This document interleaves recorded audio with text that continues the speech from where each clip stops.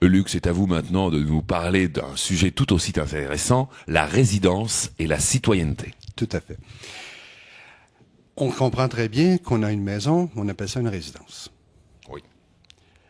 Il y a un concept en droit, ou il y a deux concepts en droit civil qu'on appelle le domicile et la résidence. En droit, nous n'avons qu'un seul domicile à la fois, mais on peut avoir plusieurs résidences, c'est-à-dire plusieurs maisons dans plusieurs pays différents. Lorsqu'on regarde en matière d'immigration et de citoyenneté, le changement ou la résidence s'acquiert au moment où on traverse la frontière avec les documents pertinents. On est venu comme travailleur, on devient donc résident temporaire du Canada. OK. Et à compter de ce moment-là, selon la période de temps qu'on demeurera au Canada, en fonction de notre résidence, on est donc assujetti probablement à l'imposition au Canada. Il s'applique à ce moment-là la règle des 183 jours de présence sur le territoire. Il y a des nuances, mais disons que de façon générale, le travailleur ou l'étudiant qui vient ici en titre temporaire, à partir du moment où il a 183 jours sur le territoire, il devient assujetti à l'impôt au Canada. Évidemment, il y a le traité de non-imposition, pour éviter la double imposition entre la France et le Canada et France et le Québec, mais nonobstant cela, au départ, il peut être assujetti donc aux règles fiscales ici. C'est une première définition de résidence au sens juridique. On n'a pas changé de domicile. Quand on est étudiant ou travailleur, notre domicile demeure la France. En fait, l'adresse du domicile est sur le passeport. En quelque sorte, hein, c'est ça. Tout à fait. Lorsqu'on a fait une démarche de résidence permanente et qu'on arrive ici avec un titre de résident permanent, on peut avoir changé de domicile si effectivement on s'amène avec armes et bagages. Mais si on n'est pas venu avec armes et bagages, le domicile est resté à l'étranger et on prend tout simplement un titre de résident. C'est un titre de résident qui, au sens de la loi sur l'immigration, est nécessaire pour valider son statut. Et à ce moment-là, si on ne fait pas un changement donc de son domicile et d'un ensemble de trucs, on est assujetti à la loi sur l'immigration. On peut être aussi assujetti à la loi fiscale, comme je l'ai mentionné plus tôt. Ce qu'il faut avoir, c'est pour maintenir son statut de résident au Canada, au sens de la loi sur l'immigration, il faudra y demeurer sur une période de 2 ans sur 5 ans. De façon continue ou de façon discontinue, l'important étant que sur une période totale de 5 ans, je devrais avoir accumulé 2 ans de présence sur le territoire. Certains optent pour venir la première journée, de rentrer chez eux, boucler leur truc, y régler quelques affaires et revenir une année plus tard. Pas de problème. Pas de problème là-dessus.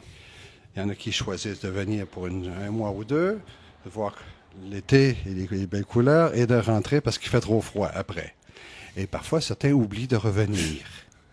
Ils y restent à l'étranger 2 ans, 3 ans, parfois 4. On a beaucoup de personnes retraitées françaises au Québec qui vont passer leur hiver en France, d'ailleurs. Tout à fait. Ça reste possible. Okay?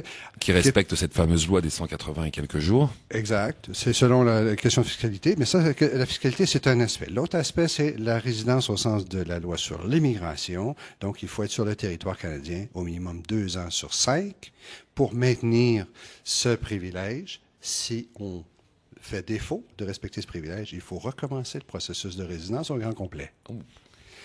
D'accord? Alors, d'où l'importance.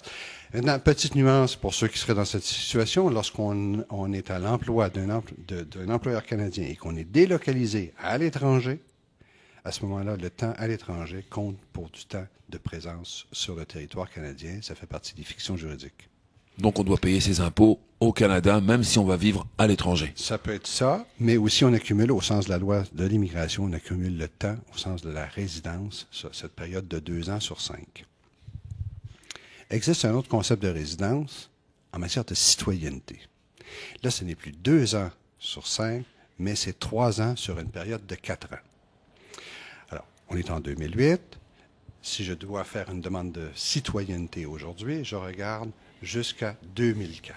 Est-ce que dans les 4 dernières années, j'ai été sur le territoire? Oui ou non? Si j'ai été sur le territoire un minimum de 3 ans, je peux faire une demande de citoyenneté. Alors, c'est pour ça qu'on a 3 concepts de résidence qui sont très importants de distinguer l'un l'autre. Résidence en matière fiscale, 183 jours. Résidence en matière d'immigration, qui c'est 2 ans sur 5, sous réserve d'une délocalisation étrangère pour le compte d'un employeur canadien. À ce moment-là, c'est valable. Et en citoyenneté, c'est 3 ans dans les 4 dernières années. Et si on a la période voulue, donc c'est possible de faire une demande de citoyenneté. Ça paraît relativement simple. Oui, je vois pas pourquoi les gens se plaignent. En tout cas, c'est bien expliqué. Enfin, j'essaie de le faire. Faut-il encore bien le faire ensuite, quoi. Tout à fait. Suivre la méthode. À titre de nuance, je pourrais peut-être dire qu'il y a des gens qui ne respectent pas évidemment ces critères de résidence de façon si stricte, qui ont des exceptions, qui ont voyagé à l'étranger par affaires ou pour des besoins familiaux ou autres, et qui viennent nous consulter et dire est-ce que je pourrais malgré tout. Et il y a, oui, une vaste analyse jurisprudentielle à faire, et dans certains cas, je peux parler d'expérience, j'ai même fait passer quelqu'un à obtenir la citoyenneté à quelqu'un alors qu'il avait effectivement passé 110 jours sur le territoire canadien. Au lieu des 180. Au lieu des 1095 jours nécessaires Oui, et requis au sens de la loi sur la citoyenneté. Très fort, monsieur. Alors, C'est un bon ça dossier. fait partie des analyses jurisprudentielles qu'a faites la Cour fédérale sur la notion de résidence en matière de citoyenneté. Alors, il y a donc possibilité, si on n'a pas tout à fait, de s'en sortir et de trouver moyen de. Parce que, pour certains, le passeport canadien est une denrée rare et qui a beaucoup de valeur. Donc, il y en a pour qui c'est absolument nécessaire de faire la démarche. D'ailleurs, lorsqu'on part en vacances avec nos passeports, on fait toujours attention. Les gens nous disent que ça vaut 10 000 $ un passeport canadien. Est-ce que c'est vrai? Ça vaut au moins 10 000 $. Ah oui, donc c'est pas une rumeur, là? Non, c'est pas une rumeur et ça peut même valoir plus que ça. Bien plus. C'est un document qui est très prisé dans certaines régions. Ben, les Canadiens, on est un petit peu les Suisses de l'Amérique, quoi. En quelque sorte. Hein? En Bon, quelque il y a des sorte. gens gentils. Oui. D'accord. Eh bien, merci beaucoup. OK. Et on passe au sujet suivant.